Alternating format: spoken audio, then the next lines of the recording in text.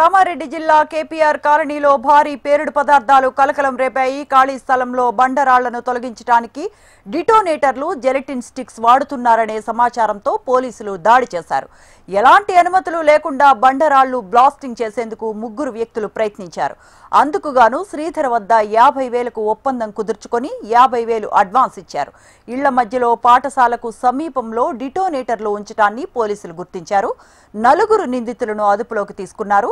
1,564 gelatin sticks, 41 డిటోనేటర్లు, 4,300 మీటర్ల తీగ, ఒక బ్యాటరీ మీటర్, 2 బైక్లు, 4 సెల్ ఫోన్లు స్వాధీనం చేసుకున్నట్లు పోలీసులు తెలిపారు. మాకు ఇన్ఫర్మేషన్ వచ్చింది దట్ కేపీఆర్ కాలనీ ప్రొబల్ స్కూల్ దగ్గరలో కొంతమంది ఒక ఓపెన్ ప్లాట్లో బ్లాస్టింగ్ చేస్తున్నారని చెప్పేసి, సో వెంటనే ఎస్పీ సార్ ఆర్డర్స్ ప్రకారం ఒక టీం ఫామ్ చేసి అక్కడికి పంపడం జరిగింది. సో అక్కడ ఒక బండరాళ్ళలో almost 4 feet deep holes use చేసి దాంట్లో జెలటిన్ స్టిక్స్, కాంటాక్ట్స్ వారి మీటర్ అది పెట్టి ఆల్మోస్ట్ బ్లాస్ట్ చేయడానికి రెడీ ఉన్న టైంలో మేము ముగ్గురు అక్యూజ్లను పట్టుకున్నాం. బొంత సంపత్, బొంత లక్ష్మీనారాయణ అండ్ బొంత రాజు, వీళ్ళు ముగ్గురు బ్లాస్ట్ చేస్తుంటే ఆ టైంలో మేము పట్టుకున్నాం.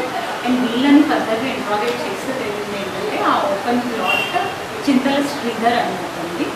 అతను వీళ్ళకి 50,000కి మాట్లాడుతున్నారు ఆ రాళ్ళని బ్లాస్ట్ చేయడానికి. సో మేము వీళ్ళని రిమాండ్కి పంపడం జరుగుతుంది. అండ్ ఫర్దర్ ఇంట్రాగేషన్లో తెలియదు ఏంటంటే వీళ్ళు లింగాపూర్లో విభూ ఎకో టౌన్షిప్లో మిగిలిన స్టాక్ అనేది ఉంది.